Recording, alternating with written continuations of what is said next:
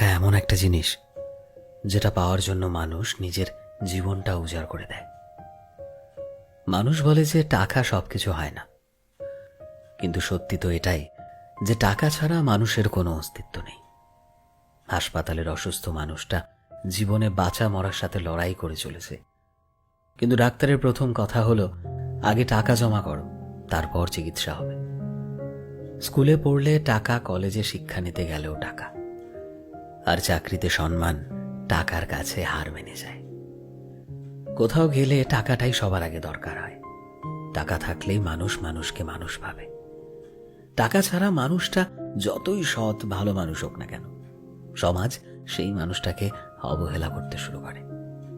বাস্তব তো এটাই যে টাকা শুধু দরকারই হয় না, আজকের মানুষের প্রয়োজন হয়ে উঠেছে।